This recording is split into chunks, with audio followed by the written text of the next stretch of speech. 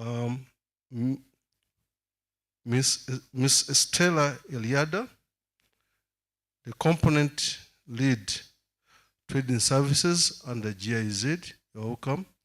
And the full protocol will be given by the EABC Executive Director, Mr. Adrian Njau. Ladies and gentlemen, our focus today is to see how we boost trade and investment. And for that to be achieved, there are some barriers to trade which have to be removed, and also leverage opportunities. On my wedding day, my father-in-law just given one sentence: Andrew, dialogue, Jackie equals happy marriage. For this, removing the barriers, leveraging opportunities within the second community, there must be dialogue between policymakers, the policy implementers, as well as the beneficiaries of the policies. So this is one of the initiatives. Without taking much time, I would like to welcome the Acting Executive Director, Mr. Adrian Njau, to give us opening remarks. Adrian, you're welcome.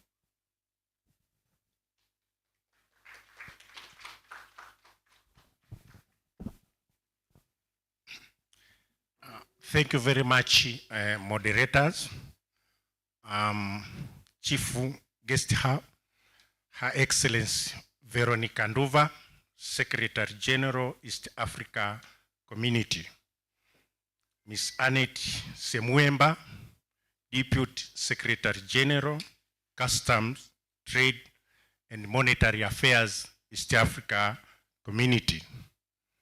Mr. Dennis Carrera, our Vice Chair and the past Chairman of East Africa Business Council. Mr. Vimal Shah,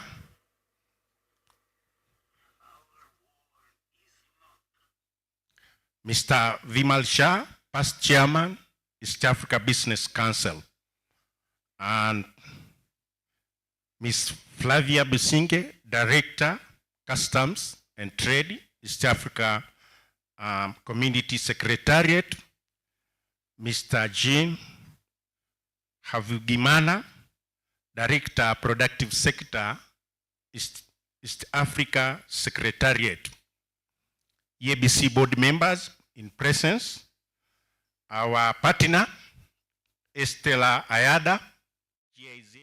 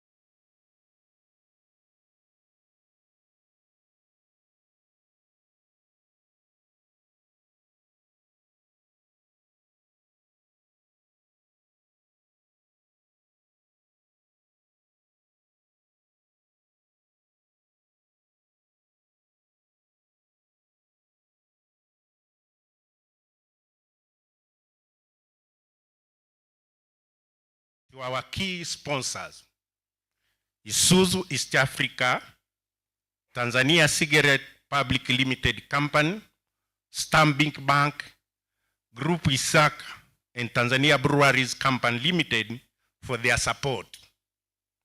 Notably, I would like to take this opportunity to recognize and thank the German Development Corporation, GIZ, for making this roundtable possible and for their continual support and cooperation in fostering regional economic integration through supporting EAC private sector participation in continental and regional integration process, as well as structured public-private dialogue, such as EAC, EABC technical working group activities. Your Excellency Secretary General, ladies and gentlemen, over the past 25 years, EABC has continued to play a pivotal role in propelling economic growth, nurturing invaluable partnership between the public and the private sector in the EAC, as well as advocating for private sector interests in the EAC integration process. EABC has played a central role in shaping the future of trade and investment within East Africa community. Your Excellency Secretary General, ladies and gentlemen, as the voice of private sector in East Africa, EABC has championed structured public-private dialogues on trade and investment.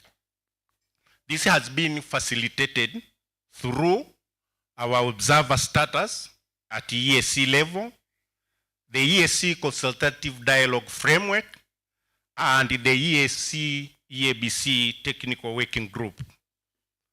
The EAC EABC Technical Working Group was formed with the key objective of strengthening collaboration and partnership between the EAC and EABC. We specifically would like to recognize and appreciate the co-chair of the EAC EABC Technical Working Group, Ms. Annette Semuemba, the Deputy Secretary General for Customs, Trade and Monetary Affairs, for her strategic guidance.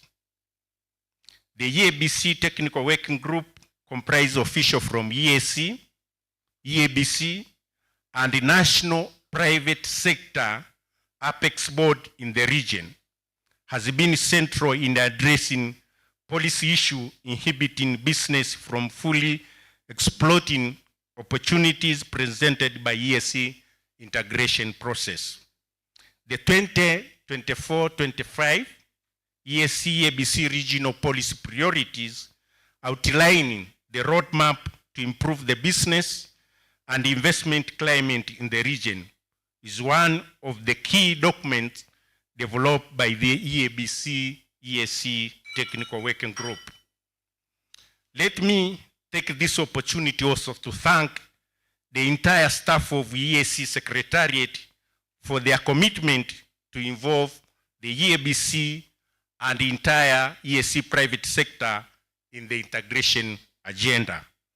Your Excellency Secretary General, ladies and gentlemen, policy advocacy on trade, investment, and industrialization is at the forefront of our agenda. At the EABC to unlock barriers and boost intra and extra EAC trade and investment. It is our belief active participation of the private sector in the integration process will sustain the EAC as the fastest growing economic bloc in the continent, which actually is projected this year to grow at 5.1%. Through private-public partnership and conducive business environment, the share of intra-EAC trade we expect can grow from the current 15% to 40% by 2028. For example, in 2023, the intra-EAC trade grew by 14%.